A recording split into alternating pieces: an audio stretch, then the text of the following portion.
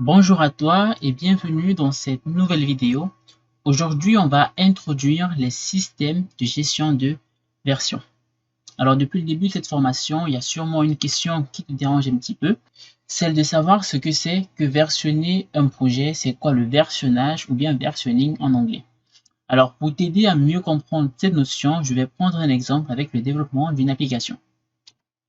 Alors, quand on développe une application, c'est forcément pour que celle-là soit utilisée et donc plusieurs utilisateurs vont devoir tester l'application et nous faire des retours là-dessus. Alors, on peut avoir des retours positifs, par exemple ceux qui nous disent que voilà, tout marche nickel, ou bien des retours un petit peu négatifs, genre l'application bug un petit peu trop, ou bien on aura tendance à vouloir, par exemple, ajouter de nouvelles fonctionnalités dans notre application. Eh bien, je vais prendre le cas d'une application avec plein de bugs, ok, pour t'aider à mieux comprendre cela. Lorsqu'une application a des bugs, ok, ce que l'on fait généralement, c'est que après détection des bugs, on va bien sûr essayer de les corriger. Et une fois que ces bugs sont corrigés, il va bien falloir diffuser l'application sans bug. Donc, on récupère l'application avec des bugs, on corrige ces bugs et on obtient une application sans bug. Cette application sans bug va être une certaine mise à jour de l'application initiale. Eh bien, cette mise à jour va être ce qu'on appelle donc une autre version de notre appli. Donc, on quitte d'une version X de l'application, sauf que celle-là a des problèmes qui sont corrigés ou bien des améliorations par rapport à l'autre. Alors, maintenant que tu sais tout ça, on va voir la place des systèmes de gestion de version dans tout ça. Eh bien, dans un premier temps, je vais essayer de t'expliquer le processus précédent sans les systèmes de gestion de version. Forcément, la mise à jour de notre application entraîne une modification du code source. Eh bien, ce code source final que l'on va obtenir, on va le zipper. Ok, donc on va compresser tout cela, on va créer une archive, ok, de notre projet pour avoir une version A, par exemple, de l'application. Alors, au fur et à mesure que des problèmes vont être détectés et que l'on va les corriger, on va donc quitter de cette version A à une version B de notre projet. Ainsi de suite, si l'on veut ajouter de nouvelles fonctionnalités ou bien corriger à nouveau des bugs, on va quitter de cette version B à une version C et le processus va se répéter de façon indéfinie. Alors, ça, c'est ce qu'on fait sur les systèmes de gestion de version.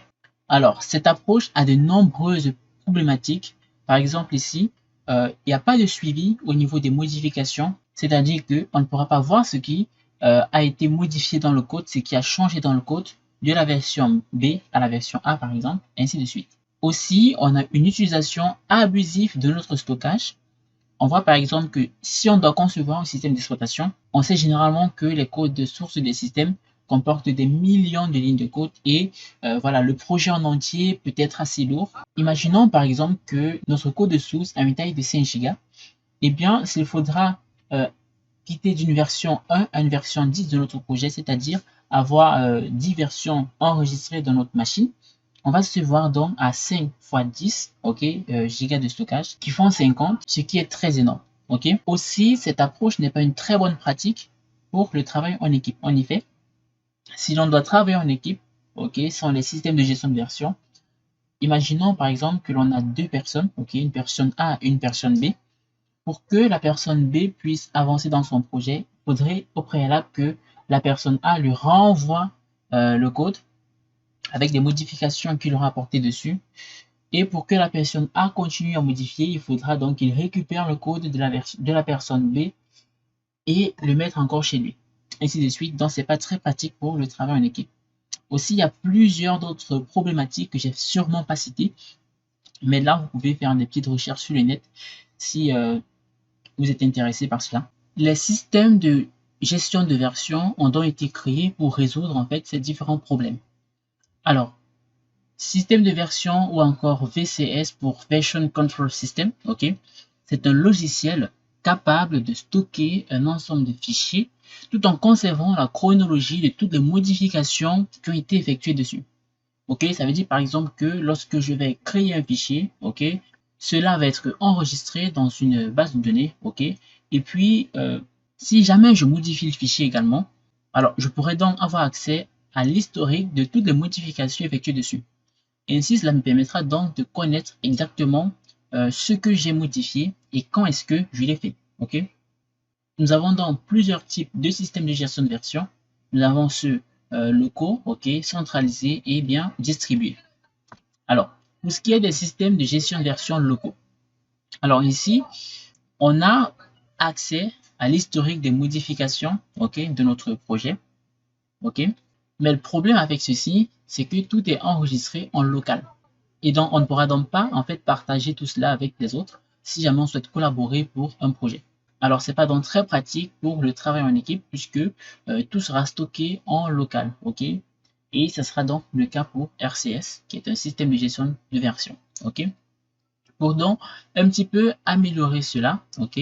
On a donc conçu les systèmes de gestion de version centralisés. Alors ici, notre projet sera stocké dans un serveur, ok, qui sera le serveur central. Et donc, l'historique des modifications est conservé. Il permet également de travailler en équipe. Mais le souci majeur avec, c'est que le projet n'est pas en fait synchronisé sur tous les clients. Ok?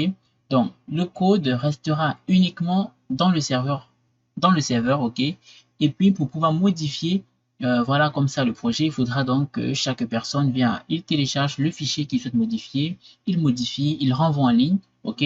Ainsi de suite. Et c'est pas donc très pratique également.